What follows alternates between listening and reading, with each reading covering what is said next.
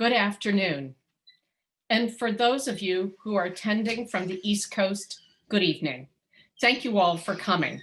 Welcome to Radical Archive, Preserving Protest Ephemera. I'm Mary Miller, Director of the Getty Research Institute.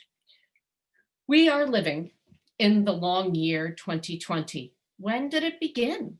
Sometime in late 2019, surely, at a holiday party when we were unsuspecting.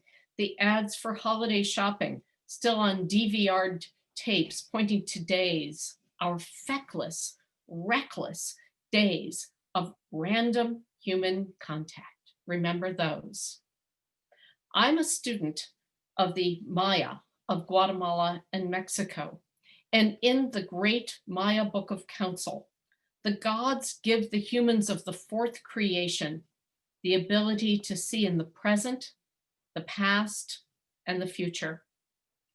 And the deities quickly see what a terrible mistake they've made. It is to give humans the ability to see the future, their own lives, their own deaths. So they cloud the future.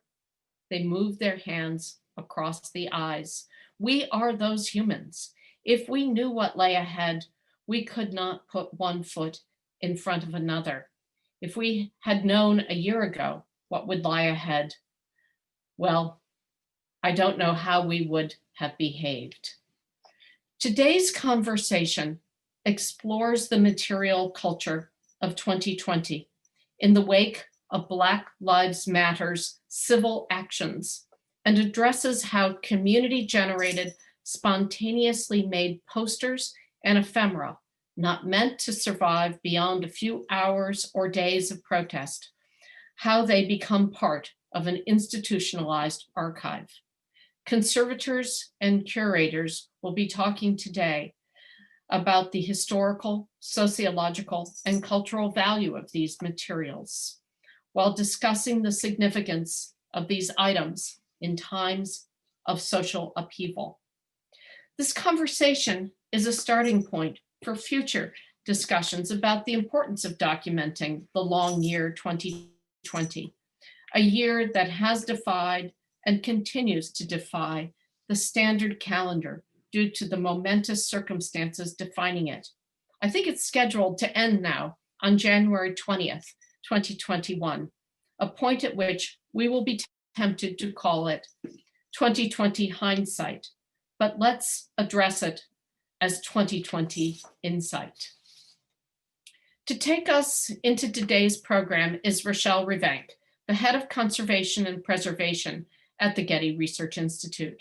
She came to us about a year and a half ago from across the way, and here I feel as though I should be pointing to the Getty Conservation Institute, where Rochelle spent over a decade researching materials and processes used by contemporary artists. Before that, Rochelle taught paintings conservation at the University of Malta and worked as a conservator in private practice in France and the UK. Rochelle earned her degrees in France, a master's in painting conservation and a PhD in cultural history of contemporary societies. She's the author of Made in Los Angeles, Materials, Processes, and the Birth of West Coast Minimalism, as well as a study of artist Sai Guo Zhong. As the editor of Keep It Moving, Conserving Kinetic Art and Living Matter, the preservation of biological materials used in contemporary art, she is perfectly positioned to introduce and host our panel today. Rochelle, I turn it over to you. Good afternoon, and thank you very, very much, Mary. And please let me add my own welcome to Mary's, to everyone, and especially to our panelists, which I will introduce in a minute. I'm delighted to host this conversation. I've been really looking forward to it, and I'm especially happy to be able to have it in an atmosphere that to many at least will feel slightly more serene and joyous than just a few days ago. The Black Lives Matter movement originated in 2013 following the shooting of Trayvon Martin in 2012 and the acquittal of George Zimmerman the following year. Since then, the movement has grown enormously And the phrase Black Lives Matter itself has taken meaning even beyond that. It has become known all around the world as a rallying cry to protest racism, to protest acts of brutality, often by police, against Black communities. We all know what happened in the wake of the murder of George Floyd in May 2020 and others. We've seen protest and demonstration on a scale and a magnitude that was unprecedented. Some of these protests have been small, some have been extremely large, some have been spontaneous, and some have been very organized. But according to the New York Times, these demonstrations that we've seen in the past few months have been possibly the largest movement in US history. And I quote Paul, cited by the same New York Times article, that between end of May and beginning of July 2020, between 15 and 26 millions of people have participated into a protest. All around the United States in about 550 different places, and all around the world, millions have gathered in solidarity or to protest racism in their own country. So obviously a historical moment, a unique moment. I'm gonna now share my screen just for a few minutes to show a few images of the protest to just attract everyone's attention to the visual qualities of these images. So this was taken in Los Angeles in front of City Hall, and you can see that the signs and the visual markers are ubiquitous. And not only they're ubiquitous, but they really anchor these images very firmly in this day and time. Maybe most of all the masks, of course, that are emblematic of this moment that we're in, this long year 2020 that Mary was mentioning. The masks, the signs, they all become visual signifiers. The masks sometimes have printed messages on them. They're a ways for one to express their feelings, their thoughts, their indignation, their aspirations. So I'll just scroll down a few of these images. This is Auckland.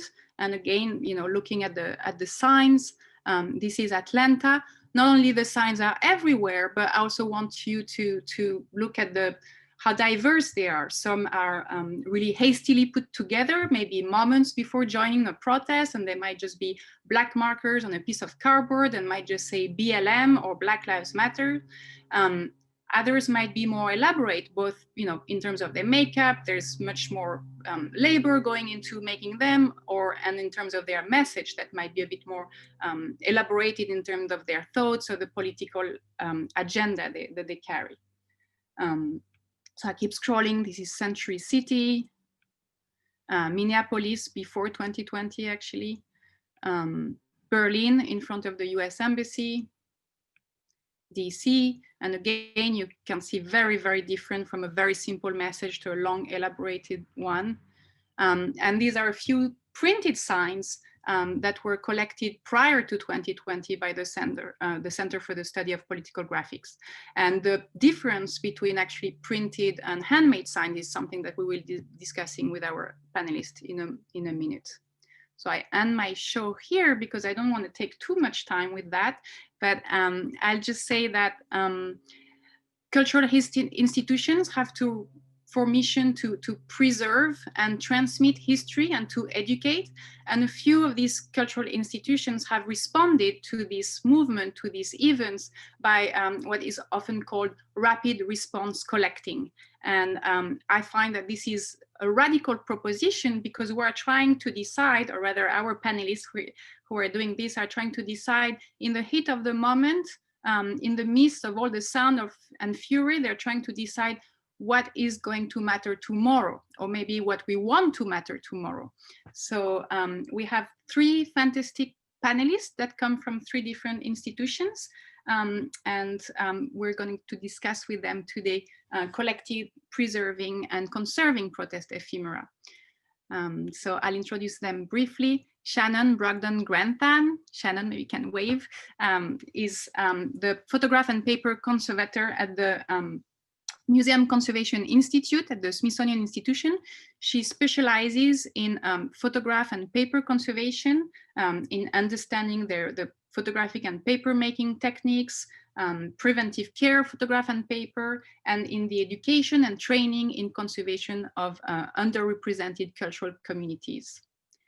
Tyree Boyd-Pates, hi Tyree, is the Associate Curator of Western History at the Autry Museum of the American West. He is a history curator, professor, writer, and speaker who expounds on Black culture from a millennial vantage and mobilizes communities of color through journalism, social media, education, and history. And our third panelist, Carol Wells, is an activist, art historian, hi Carol, lecturer and writer and curator. In 1988, Carol founded the Center for the Study of Political Graphics, an educational and research archives that collects, conserves, documents and exhibits posters. The center holds, I believe, over 90,000 posters and includes the largest collection of post-World War II human rights and protest posters in the US. Carol believes that the power of graphics can combat public apathy and feeling of helplessness and help open a truly democratic arena for political debate. So with these inspiring thoughts, we're gonna jump right in. I'll just share a quick note that you can put your questions in the Q&A. I see that we already have a number of really interesting questions.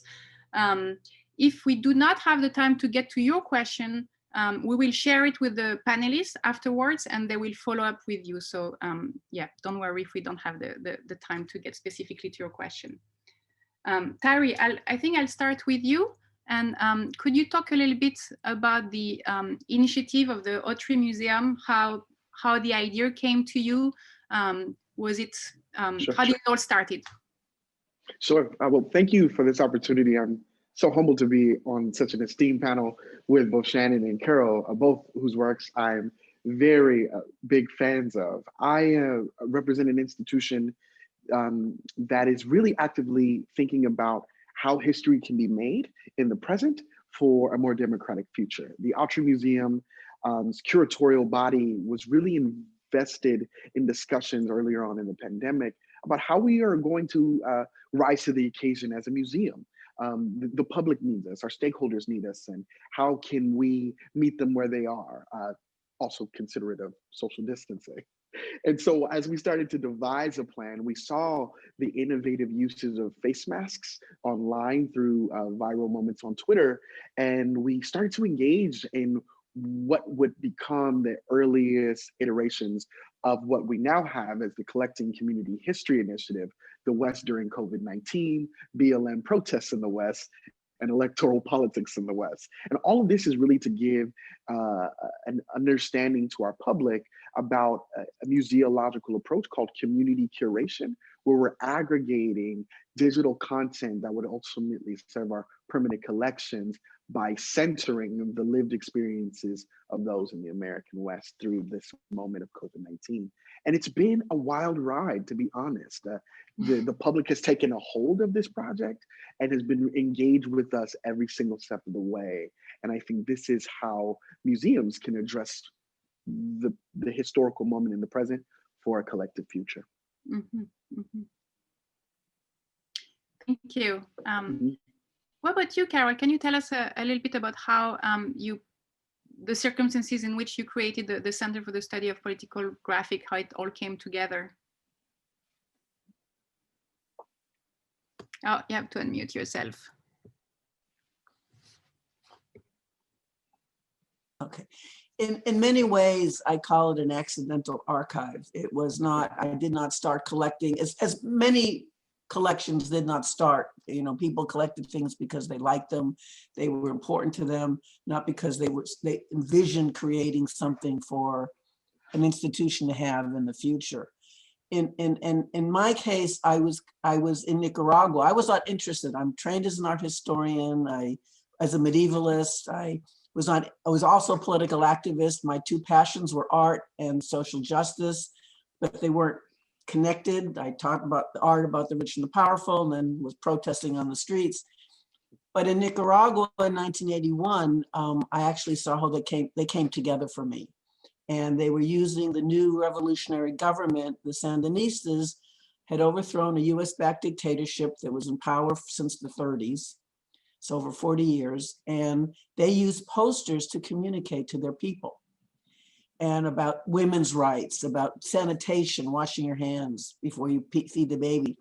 But they also were using posters to put their position out in the world over what the US was still trying to do to them.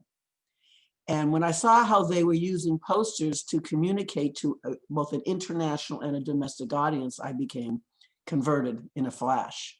And so I became obsessed with collecting posters because I wanted to use the Nicaraguan posters in the United States to combat the lies that the Reagan administration was telling. So the Reagan administration would say things like, there are a bunch of godless communists in Nicaragua. And yet I had posters with priests and nuns helping in healthcare, helping to teach, helping to organize defense. So the posters had a truth to them and an authenticity. They were speaking in the community's own world, in the country's own words. They were able to combat, at least that was the attempt, was to combat the foreign policy and the lies from, you know, the US administration at the time and subsequent times. So it came out of my activist actions, my activist work, and then as I created more and more, and I kept speaking, and then people said, literally cleaning their house and cleaning their offices and cleaning their bookstores to give me posters, because they didn't know what to do with old posters that were out of date. I did, because all of these struggles have a history. All of these struggles have fought the same things, and maybe the names are different, but they're still fighting for human rights, fighting against racism, fighting against domestic violence, fighting for women's rights. So to be able to show that these are being fought over a period of time and in different countries became very, very effective. So I'll just, that's how I literally kind of, whatever I could get my hands on, I collected, and that's 90,000 posters later. Thank you, Carol. I want to talk more about a few aspects you brought up. I also want to bring Shannon into the conversation right away. And Shannon, I want to ask you, from your point of view as a conservator, what's the significance of working on this protest ephemera, and if you approach it differently than you would approach another object? Well, first and foremost, I think protest ephemera, just the word ephemera, indicates that the material was not necessarily meant to have a long life cycle. However, museums, cultural centers, resources, we collect these types of things all the time. So there's definitely a space for them in our institutions, and they're necessary and important. And I think for me, I always approach, I approach all of the artifacts that I work with the same level of care and respect, whether it be something that was designed to be more ephemeral or the finest, photograph by the most famous photographer in the world, or my favorite photographer, Edward Weston, for example. So I think that the key is with the protest ephemera or with the signs is to keep in mind, what their purpose was in creating them and the materials that they're created out of. You have, you kind of have this dichotomy of, protest signs that were created using more artistic techniques like silkscreen and offset lithography. So they may be on better supports, whereas things that are created on just paperboard or cardboard or, done very quickly so you can get out there and make your voice heard, they need to be treated in the same way, but the materials will be dramatically different. And as a conservator, we're always having to think about just how we, prepare materials like that were created on something like cardboard for exhibition. If it's going to be going in an exhibition, you're not going to display it like a work of art, but you need to approach it with the same care and concern that you would approach a work of art, even more so because the materials are much more susceptible to deterioration because they were never meant to be kept in the first place as a starting material. I mean, cardboard boxes are really not meant for longevity, but when you write a message on them, then you have to take that into consideration. So I would have to say I haven't yet had the opportunity, due to COVID and everything kind of being shut down, I haven't yet had the opportunity to work on anything recent in this same vein.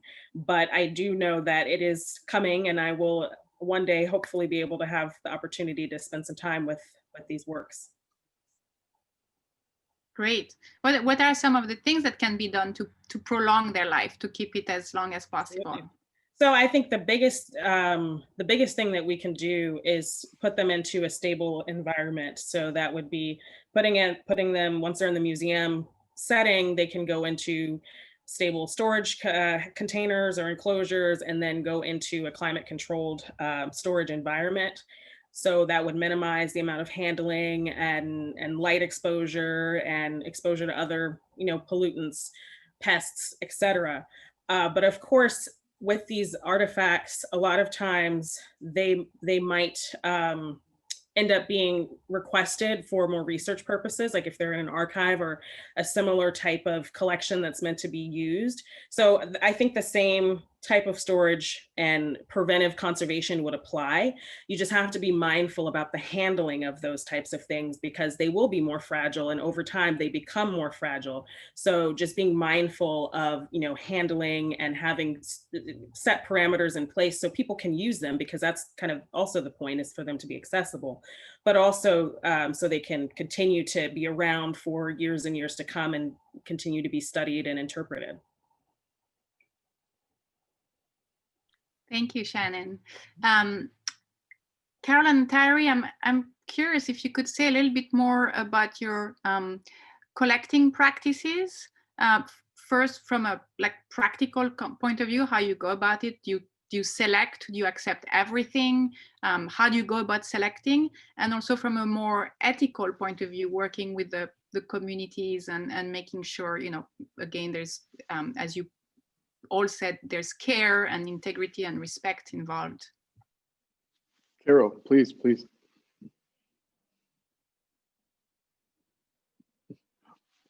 Mute. We collect anything and everything with an overt political content. It doesn't matter if it's left or right.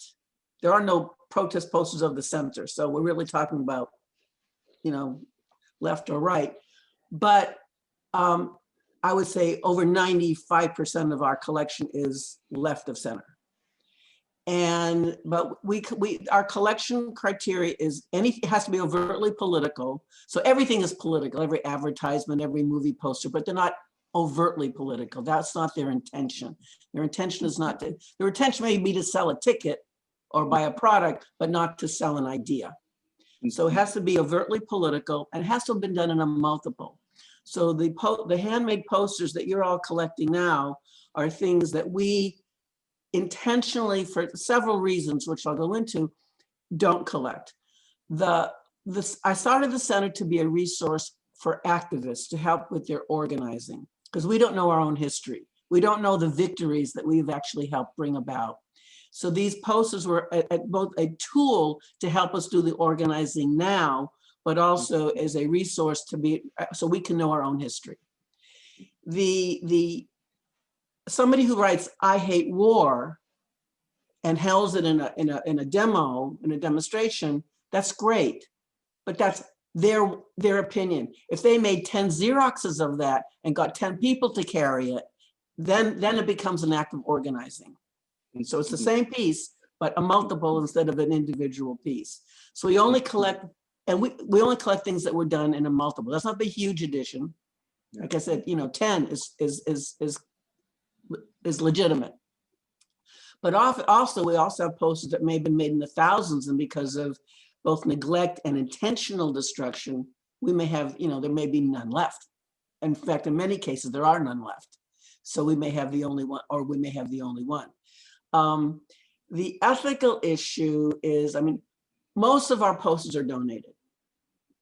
The artists donate them to us, the collectors donate them to us. I also do a lot of dumpster diving after demonstrations and go into the trash, and just have to avoid the gum and the ketchup if possible. But if there's a great poster and there's on it, I said, well, we'll deal with that when we can. But but we occasionally we will buy them. You know, it's easier if you see something for $10, somebody's selling it, and someone, would you do it? No, I just, you know, we'll do that. But we just had a recent thing. There was a poster about Amy Coney Barrett, which I thought, oh, I really want that, but I'm not going to spend money on that. So, you know, that's so, and people say, oh, just maybe they'll donate. I said, no, it's an anti-choice group. They are not going to donate it to us. Although actually we have a couple of things that have been donated from some, you know, similar places. But so that's the ethical thing is I will not spend center resources on buying something from a place that I just, you know, is going to try and use that money to oppose everything I believe in and the center stands for. So. Thank you, Karen. Tyree, would you speak about your own collecting practice?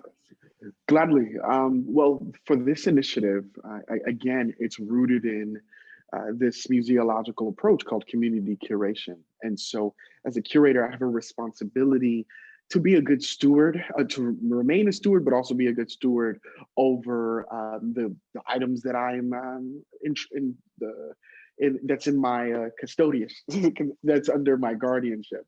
And so in this moment, given that I haven't seen all of the, I've seen all of the digital submissions. I have not seen many of them in a physical sense. I have a responsibility to cull through them and be an open dialogue, a very transparent dialogue as a curator who's a part of an institution with that community. As we all know, but particularly those who identify as African American and people of color, there is a very rife relationship between communities of color and traditional mainline museums, and justifiably so. I think we can never negate the colonial ways in which museums have navigated time and space.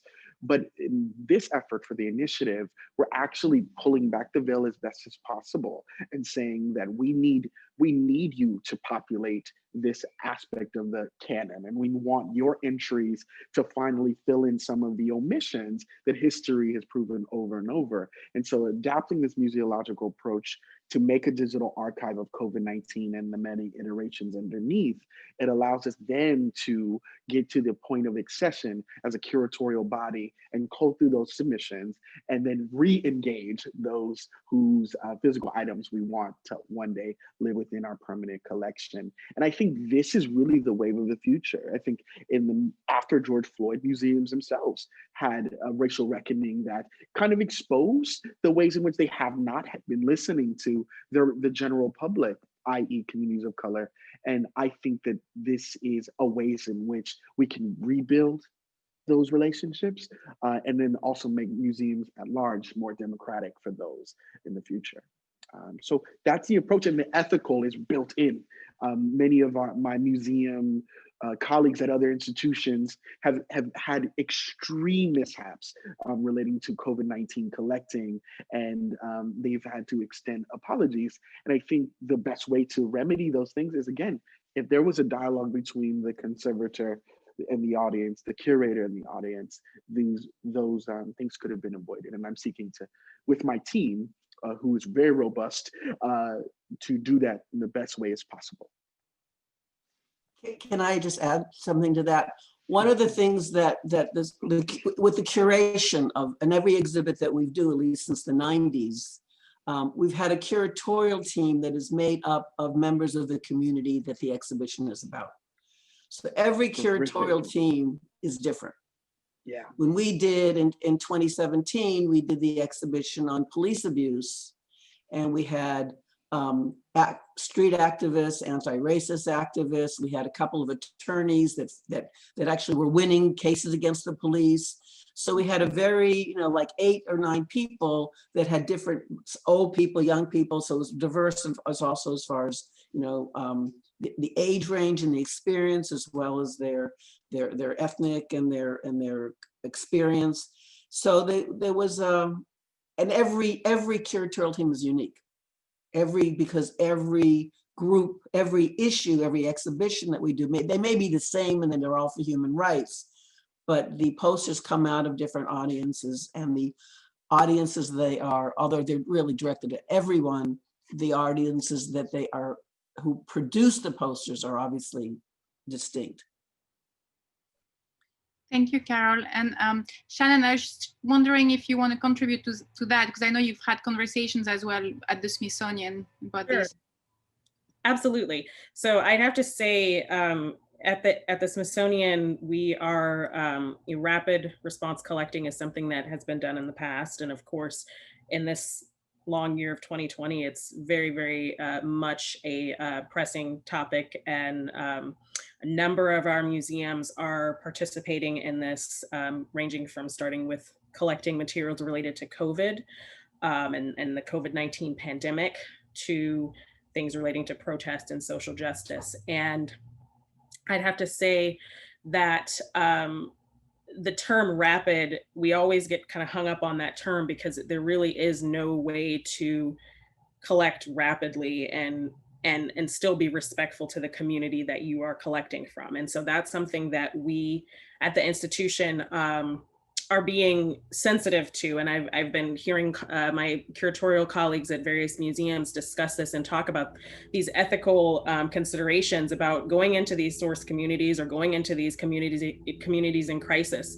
And you know, these events are happening right now. And so people are overwhelmed, people are, you know, trying to adjust to their new normal, and you know, the whole human aspect of it is just very, you know, at the forefront. So you can't, you know, as a major institution, you can't just come in and say, hey, we want to collect your posters, or we want to collect oral history. And so I think the approach that I've been seeing the most from my colleagues at the Smithsonian is this, you know, kind of taking a step back and not rushing in, really approaching these individuals or communities with this notion of what can the institution do for them? You know, how can they support them? Listening to people. One great example that I want to bring up is the Smithsonian Anacostia Community Museum, which I think has been at the forefront of this. They have a program that they've been doing crowdsourcing called Moments of Resilience. And it's an opportunity for individuals to share their stories relating to everything that's happened this year, COVID-19, you know, the protests, the murders of George Floyd, Breonna Taylor, and all of those other souls that we've lost. And you can share your story online, you can call in, you know, they're just seeking this information from the community, and people have been writing in. So people want to tell their story. It's just, you have to really approach it in a way that is taking into consideration, especially when you're, you know, wanting to go directly to the source, you have to approach it in a way that is respectful of the individuals and taking into consideration that this is their daily life. This is what they're living through, and we're all living through. So having a little bit of compassion goes a long way. Thank you, Shannon. Beautifully said. Probably applies Beautifully to said. everything. Yeah. Beautifully said. Beautifully said. Yeah. Thank you. There's a question that I want to put to you all, and it's a multi-part questions. I have to say people have been very active. They're obviously really interested. There's a lot of questions coming in, but I will read that one because it's a multi-part question. As a member of a tribal nation occupied land, what is the current climate? What is the current sense of importance to preserving Native American commentary and artifacts related to this generation wave of protests and sentiment? And how do curators and archives feel about the indigenous voices that have participated in the recent protests? Is that on the radar at all? I don't know, maybe Tyree, I'll start with you. Sure. Gladly. As many may know, but also to share that the Autry possesses one of the largest collections of Native and Indigenous artifacts outside of the National Museum of the American Indian, i.e. the Smithsonian. And we at the Autry have taken extreme intention about making sure that the relationships that we've had with various tribes is maintained through conversations of repatriation, but also broadening out our curatorial body to include a gentleman who's in fact indigenous himself. And I would like to give a shout out to Joe Horsecapture, who's my colleague, who also used to work at NMAI, is now at the Autry, and he is the vice president there, and he has helped guide my thinking curatorially about navigating COVID-19. And to dovetail to Shannon's earlier point, she's completely correct that these communities, particularly the Indigenous and the Black and the Latinx communities, are still very much further disenfranchised because of the pandemic and the reckonings of racial justice. And it is only we as institutions, museums particularly, cannot afford to traumatize these same communities by doing exactly what we did oh so long ago in a colonial fashion. And so having intentional staff who is already deeply connected in repatriation, and also wanting to make sure that a proper light is given to the sensitivity of the moment, guides the initiative at the Autry. And I'm grateful for individuals like Joe Horsecapture, who continues to offer advisory about it in navigating those relationships. Thank you. Thank you for the thoughtful answer. Shannon and Carol, do you have something to add to that? Well, we do have, I don't have a number off my head. We have, hundreds of posters both by and about Native American issues, by Native Americans, and then of solidarity groups regarding Native American issues.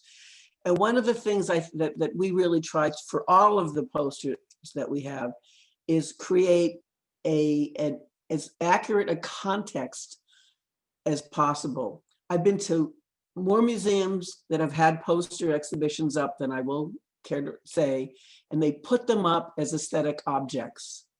They don't talk about why they were made. They don't talk about the struggles that produced them.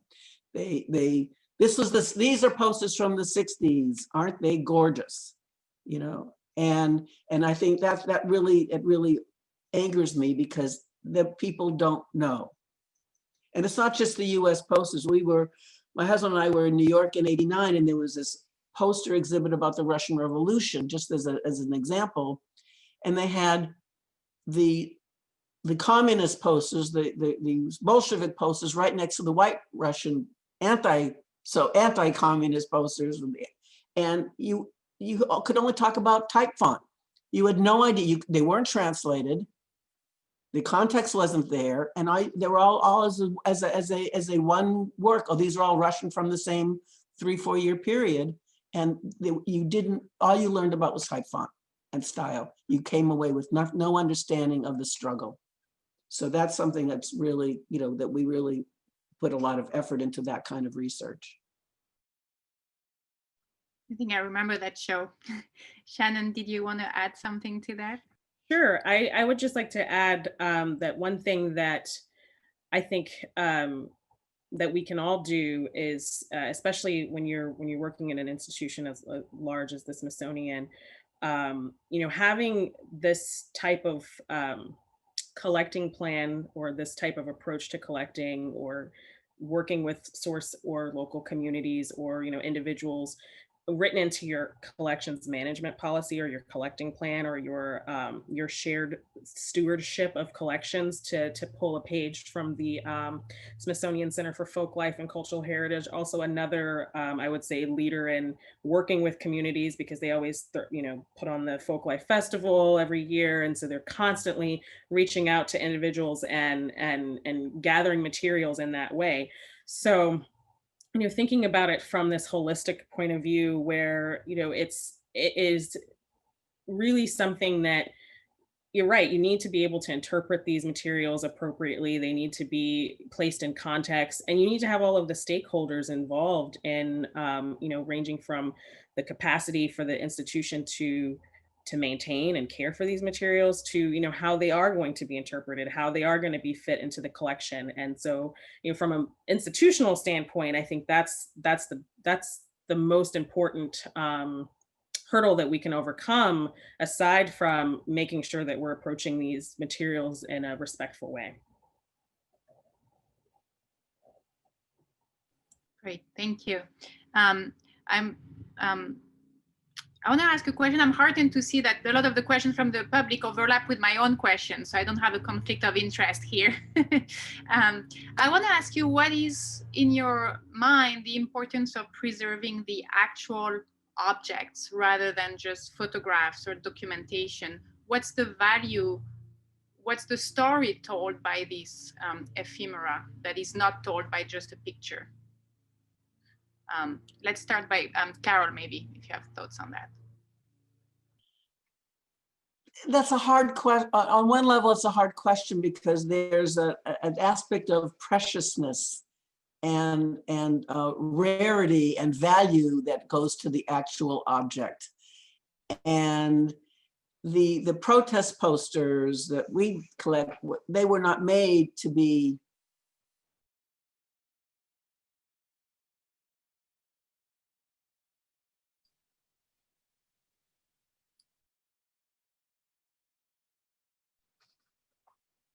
am I okay? I'm not hearing any of you. Okay, because I'm on. Okay, sorry. We're hearing you now. Okay, so did you hear about not intended to be sold? No. Okay, so many of the protest posters were not. Most of them were not intended to be sold, and some of them even have "not to be sold" literally written on them. If it was done by a very well-known group, and they know that the stuff is taken right away and put on eBay, they'll actually have those instructions on there. But so there's an aspect of preciousness and rarity and uniqueness that becomes the finest part of their value. And I have real mixed feelings about that, because it's obviously a photograph is not the same. You don't see the texture, you don't see the size, you don't see, you know, the handprint when they got their finger in the glue, and you just don't see a lot.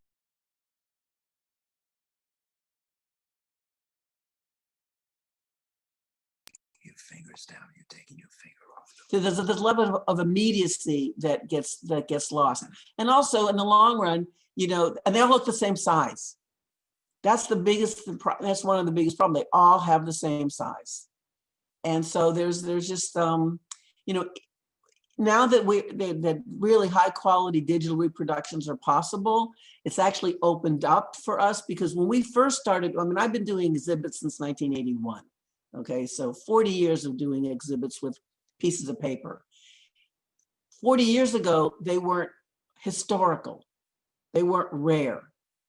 And so we exhibited the originals, that's all we had. And to make a digital reproduction then, I mean, you actually couldn't even do it for about till the 90s or early 2000s, was $10 to $15 a square foot.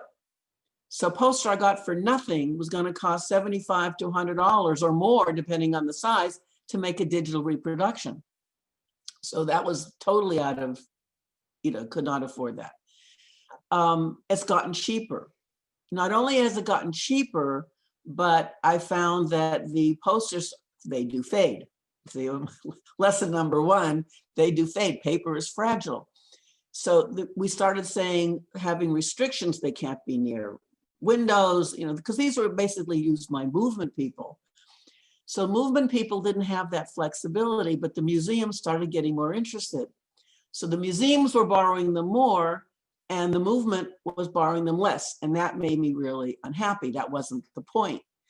I like the fact that they were going in museums, but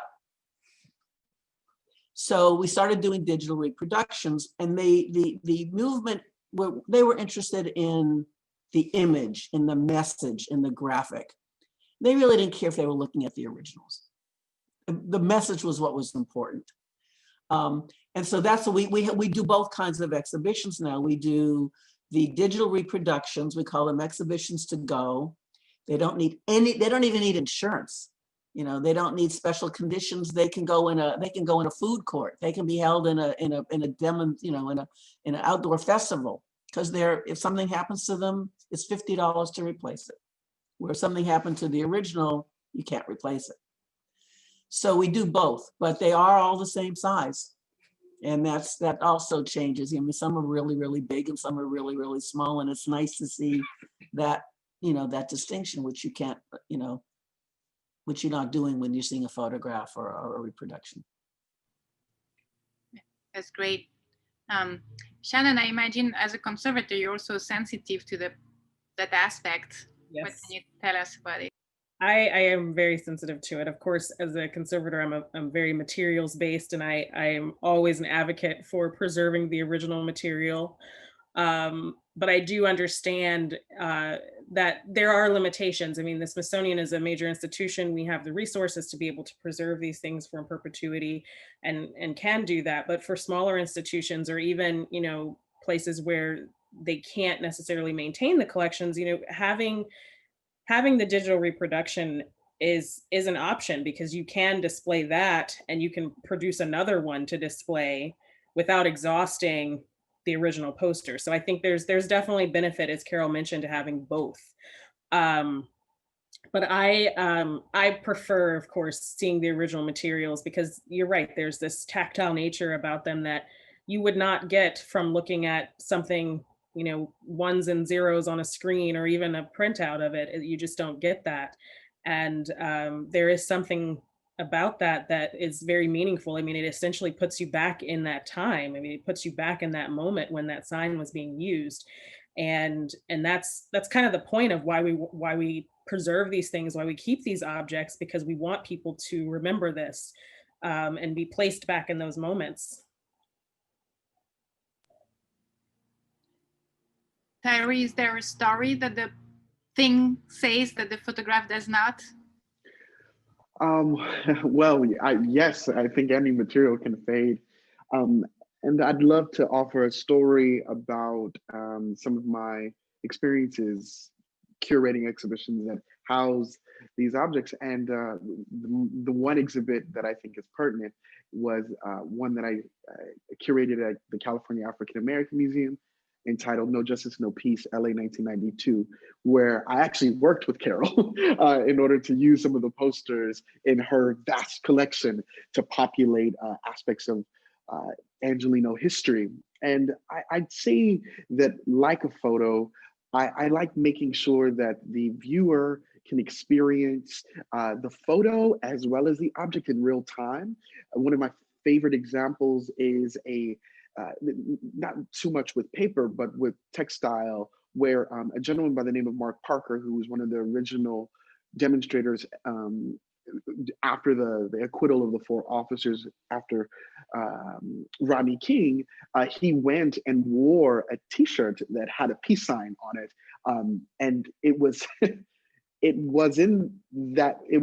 that T-shirt and the photo that Newsweek took of him at the demonstration that I compared both in the exhibition. And it was profound to see people witness both the textile and the Newsweek cover, and to see them both in real time, because it transports them right back to 1992. And this is a value. And I've seen this also done in gospel exhibitions that I've done, where I'll have a Dr. Martin Luther King funeral fan with his face on it right next to the March on Washington's vinyl record. You know, all of these things are intentionally placed just to transport you for a moment back into what it was like to be African American at that time. I think that's the beauty. That's the beauty of exhibition making.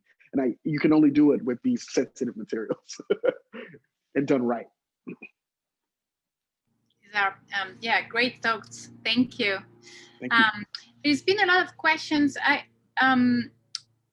wonder how you all approach authorship, you know, like moving away from the idea of a individual creator to a community generating thing. And I think there's also a lot of questions, quite practical, about copyrights and how you approach that. Tyree, since you're unmuted, do you want to just jump in? Sure. Well, the team and I at the Autry, who comprise the CCHI, Collecting Community History Initiative team, we have been very intentional about drawing up the important notice and letter of contract that we've built with those who have submitted into our digital archive. And I definitely credit Carol and her and our recent assistant. Her name is Alejandra Gaeta. Alejandra, and she's been really helpful in helping us make sure that ethics are baked into the contract, and that all the community members who've submitted are fully aware that they retain the copyright. We are just someone who amplifies the material in said exhibitions, both online and physical, and all of the other parameters that we are, again, partners in this endeavor of this initiative, and never just the sole proprietors of the materials that we've given. And I encourage those who want to partner with institutions like the Autry for initiatives like this to do so, because this template that we're building is hopefully one that other institutions can model, and making sure that they're more democratic in partnerships furthermore. Yeah, I want to add that if we own a poster, any institution that owns a poster or a work of art can exhibit it without asking the artist's permission. If you make a copy of it, you need and exhibit it outside of where the original is stored, you need to get the artist's permission. So every time we do a digital exhibition, it's 10 times as much work, because we have to try and find every artist to get permission. And that gets, and a lot of these artists, especially with protest posters, they don't sign them. You're lucky if there was a collective, and there's a collective that you can go after. But even a lot of the organizations that produce posters, a lot of the, the grassroots organizing, there's no historical memory there. So we'll have a poster that a group will have made, like, an anti-death penalty group, for example, or an anti-smoking group. These are, I'm just thinking specific examples. Somebody, their organization made this poster 15, 20 years ago. Now we're calling up and say, we've got this poster, your group made it. Can you give us permission to, to do this with it? Oh, I didn't know. I wonder if anybody else here. No, we never. Gee, that's great. Can you send us a picture of it? Oh, we don't know who the artist is. My favorite one was, and they loved it. They wanted to reproduce it. And they started looking in their own contracts. They couldn't find it. It was from the 80s. It was a subway poster. And they finally said, we give you permission to reproduce. No, we cannot give you permission to reproduce it. But if you reproduce it, we will not go after you. So it was kind of like a backdoor saying, it's okay, but we can't tell you it's okay. So, I mean, we did it, we reproduced it. But that's a real problem, is that especially it was the issue that was important, not the individual. Authorship is not, critical. In fact, only now, a lot of posters made in the 60s, 70s, 80s were not signed at all. Now, I say, oh, I did that. They want their names associated with them now, because there's more of a cachet and a prestige involved with protest posters. A lot of artists didn't even, there was a lot of anonymity for many different reasons. One is it wasn't important. Who I am, who I made it, was not important. That's a big reason. The issue is important. But if you have somebody in a corporation who's, kind of like a whistleblower, but is an artist and is doing it with their posters, they could lose their job. So there's another reason for anonymity. If you're in El Salvador or South Korea or South Africa during those struggles, you could lose your life. So there's some real good reasons, there's lots of reasons for anonymity, some of which are altruistic, some of which are survival. So and then how much do we go to, to uncover them so they can get credit? And ultimately becomes, some artists, we do know who they are. They say, please, we trust you. We don't want our identity known. So there's no one size fits all. It's literally very labor intensive and decision intensive on every one. And I'm just going to say one other thing. We have low res images of right now 8,000 posters that you can search online through our website. We did not get permission from 8,000 poster makers. They're low res, they can't be downloaded and reprinted. And we're thinking that's fair use. We're getting them out. But the copyright restrictions are, I fully support not putting high reses online without permission. And it's great that a lot of artists are doing that intentionally. They're doing free downloads of tons of posters. I think even before Occupy, there's a lot done during Occupy, but there was even I think before that. But Occupy and the Alta Arizona, the immigrant rights movement, and of course, you know, more recently. So there's a lot of free downloads, and that's as long as you use them within the context that they were created. You use them another way or commercially, then you can't do that.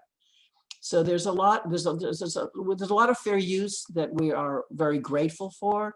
But if anybody asks, please take our poster down, we do. It has not happened. Thank you. Shannon, I wonder if that applies to your work. Would you reach out to the community that produced a poster or a range of ephemera if you have to work on it? Yes, I mean, if there is an instance where, and again, there's no one size fits all approach. This conversation came up in a discussion I was involved in a few days ago. And it does involve, I mean, there are legal questions that could arise from said thing, you know, said conversation, because like Carol mentioned, the anonymity of the creator might be imperative. So there might not be someone that you can back out to. So it all has to come down to, you know, context and what type of treatment or preservation method is being approached.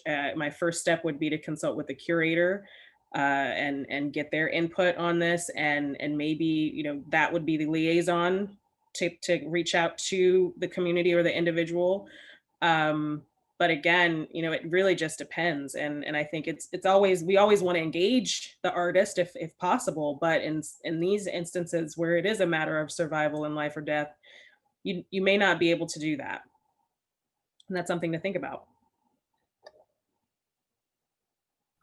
Definitely, yeah.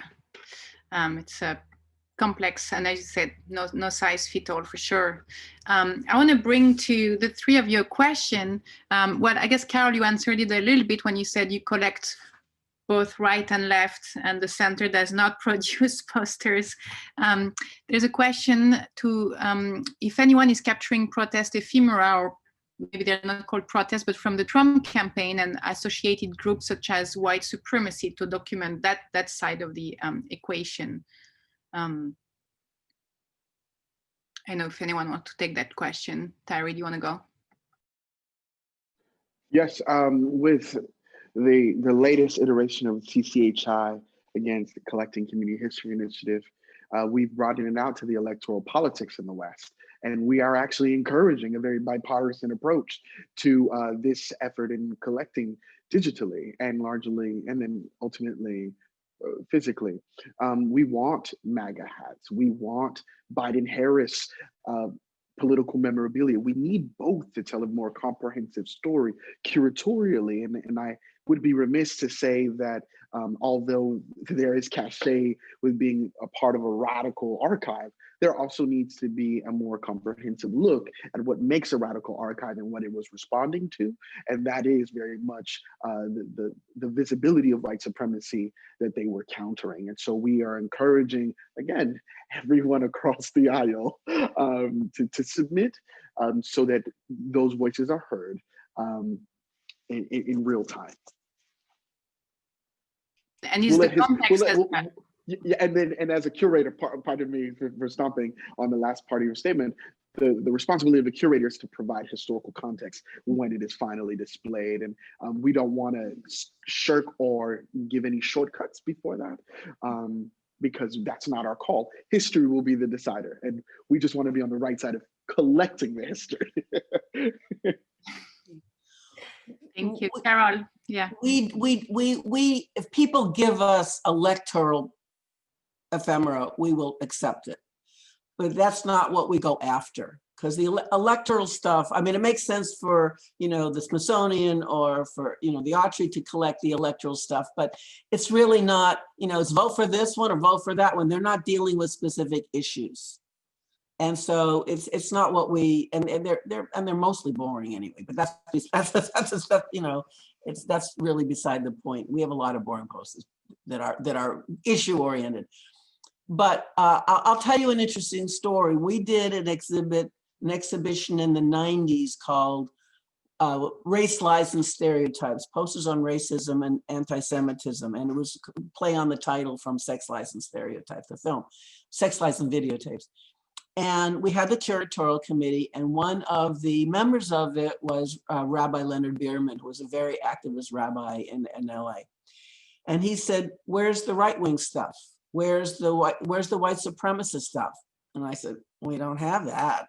He says, "You need, in order to show how dangerous the situation is, you can't just show all the people that are against racism. You need to show what the other side is doing." So I'm thinking, okay, and this is before the internet. We didn't have internet. And I'm saying, oh, I don't want to write the Klan. I don't want them to know, it was a real dilemma. So we contacted the Center for Constitutional Renewal, which doesn't exist anymore. It's an organization in Atlanta, because they did anti-Klan work. And he said, they don't make posters. I thought there might be posters. He says, they don't make posters because it's too public. Because most posters, first of all, if it's like an offset, somebody's going to squeal. But what they do is the most anonymous form of reproduction there is, which is 8.5 by 11 Xerox. Everybody has access to a Xerox machine. So, and he says, and we actually have a bunch of these Xeroxes, white supremacist Xeroxes, that if you want, I can make Xeroxes of the Xeroxes and send them to you. So I was feeling real smug. Here I'm calling from liberal West Los Angeles, calling Atlanta, and they've got all these white supremacist graphics. And then he says, I have to tell you that the center for white supremacist graphics in the United States is Southern California. And I was really shocked. So he sends me this stuff. And they were, some of them were just straight hate stuff, and some of them were recruiting folks into Klan Junior. I mean, I don't know, they had all different names. But the phone numbers, the area codes were 213-818-714-805. I mean, it was all Southern California. So I decided I was going to use, well, obviously they were permanent parts of the collection, but I was afraid to exhibit them. We were still exhibiting the originals, that somebody would destroy them. So I go to this Xerox. I wasn't thinking. I go to this very crowded Xerox machine place, and I'm making Xeroxes of them. And there's lines behind the machines. I'm Xeroxing stuff with swastikas. Nobody's standing behind me. They wanted, like I said, I wasn't thinking. But I noticed that there was a Latinx woman at the next computer, and she was making the same kinds of copies, the swastikas, the hooded, Klan, figures. And I knew I didn't think she was a member of the Klan. So I said, "Excuse me, but I can't help but noticing that we're Xeroxing the same kind of stuff. What's your story?" Well, she was doing research for a film about a white supremacist kid whose parents were liberals. And so is this, and it's basically a true story from Orange County. So I made copies for her of all my stuff, and she made copies for me of all of her stuff. So we end up having quite a pile of stuff. And then I put some in an exhibit that we had, and it was right near, we had a lot of high school and middle school students come, and we called it, this one section, we called it the Wall of Hate. So we created a context for these white supremacist graphics. And a lot of them were signed. Talk about anonymous.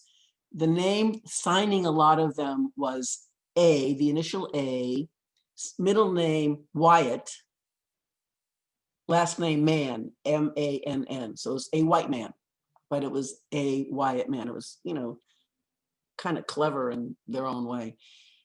And so we put them up, and we had a lot of, middle and high school kids. And it was a very diverse group of students. The Black students had seen these posters before. I had not seen them before, but the high school and middle school students, who were primarily the Black students, had seen them. I don't remember the Latinx students talking about it. They'd been shoved in their cousin's locker. They'd been put under their neighbor's windshield. They had been exposed to them. and I hadn't. And that was a very, talk about different universes, it was very sobering. And that, which is all the more reason why the context has to be created.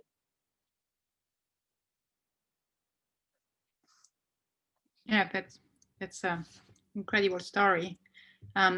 Shannon, I wonder if you have thoughts either on whether what the Smithsonian is doing, or more generally on the necessity or not lack of necessity to collect, different aspects. No, I agree with both Carol and Tyree. I think you have to collect from both sides in order to be able to tell a complete story. Otherwise, you're erasing history.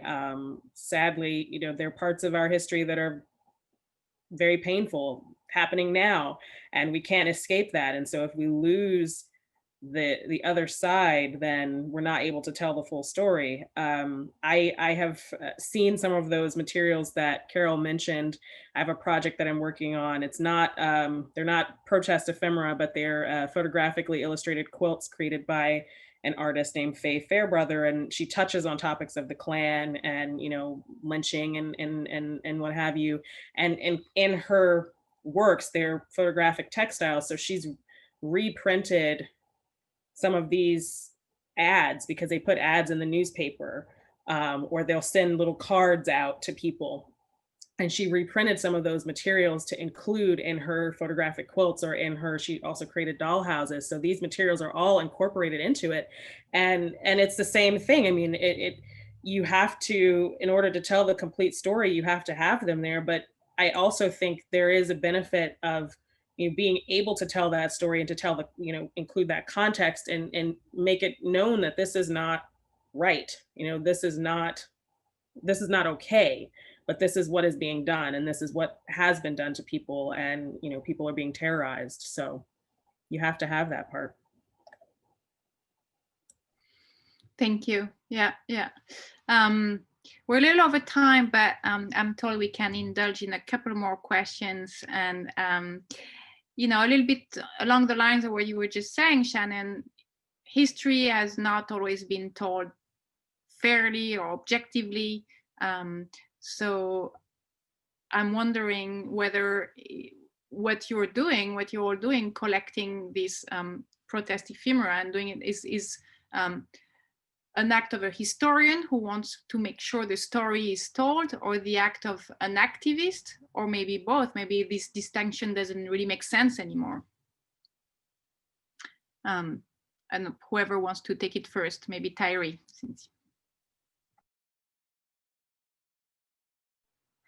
Yes, I'm so glad you asked that question, because for me, first and foremost, I am a Black man who lives in America. So that experience informs my vantage point and the ways in which I assert the agency that I possess, both as an individual, but also part of a collective and community.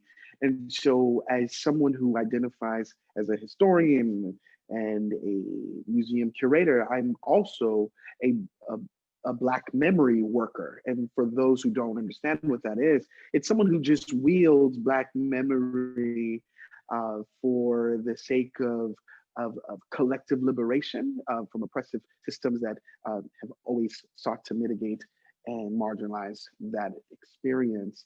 And I wield that in tandem with the rest of the identities that I share, in order to make sure that there is equity really seen within the museum walls, or on the museum and gallery walls. And that, I think, is not something that one should be shy about. It actually makes you more effective in your approach as a museum practitioner.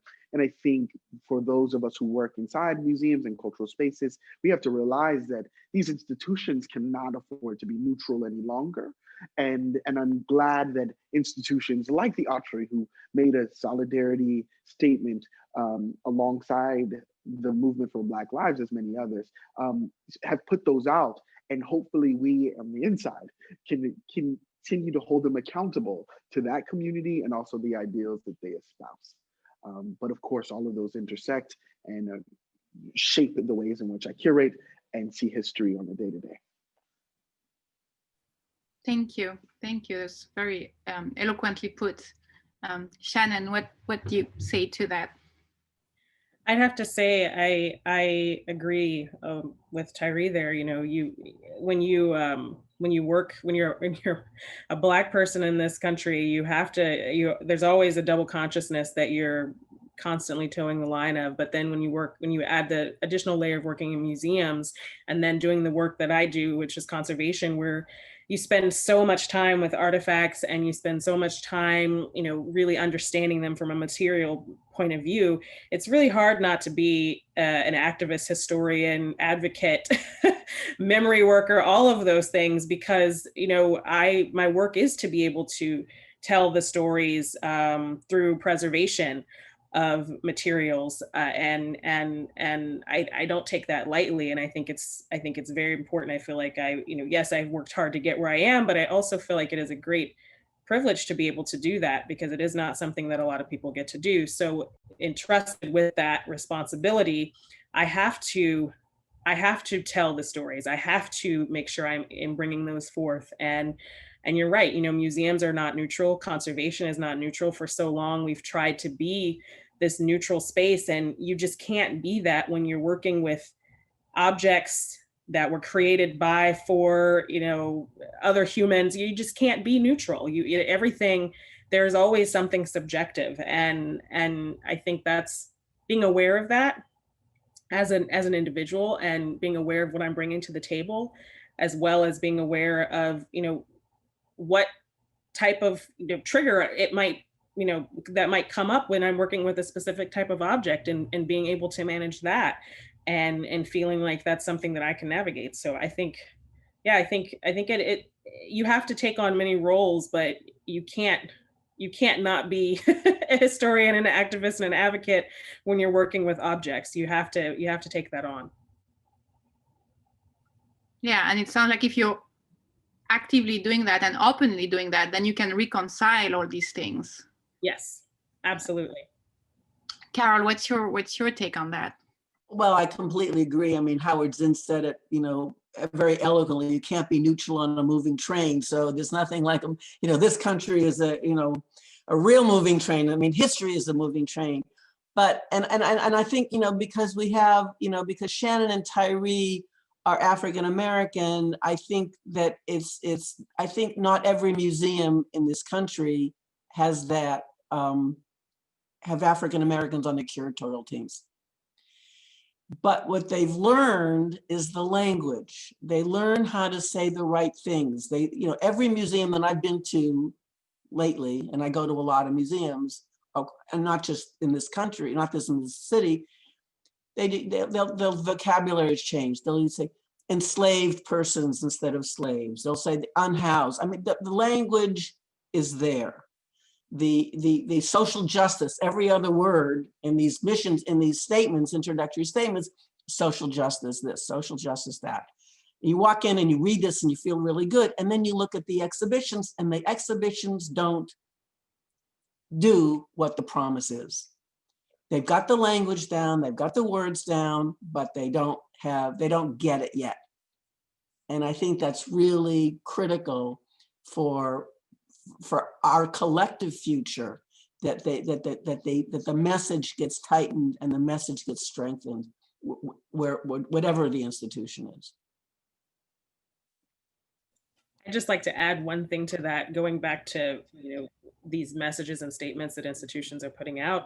You know, it really is about getting your own house in order. I think the statements are important to show the solidarity, but I also agree, like, you can't just provide lip service. And that's one thing that, at least at the Smithsonian, we're definitely doing a lot of work to try to make our house a better place, and to try to improve the, you know, diversity, equity, inclusion, and accessibility in our own institution, to make it a more safe space for staff and interns and fellows and people that work there. So if we're able to get that under control, then we can definitely be able to project it to our public.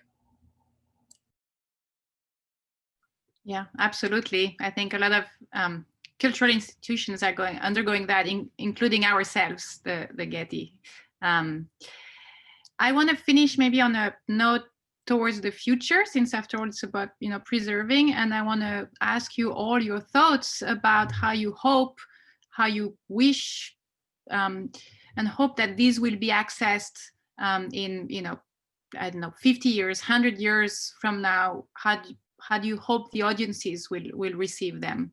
I'll go in reverse order and start with Carol.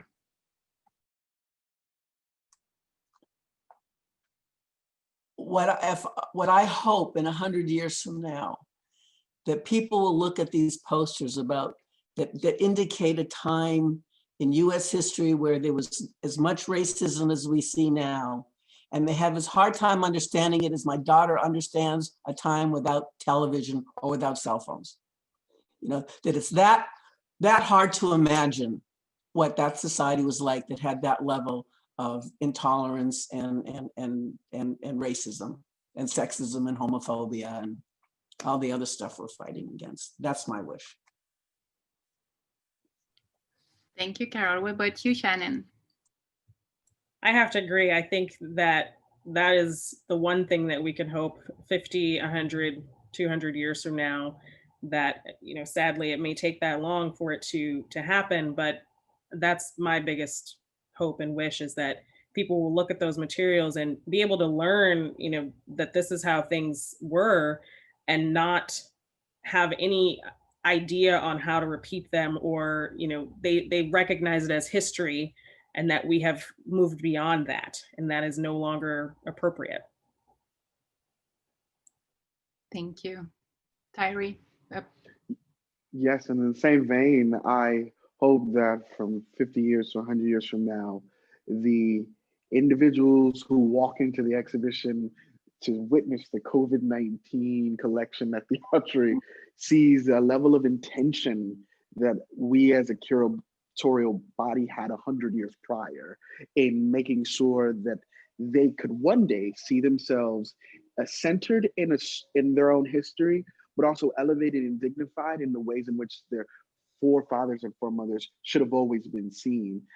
Just to add something, that before embarking on this with our team at the Autry, this initiative, and also what I remember from the 1918 epidemic, is that the centering of the accounts of that pandemic only prioritize European and white Americans. And this is important because there were so many more people impacted by that pandemic, and out of that pandemic also came civil unrest, racial uprisings.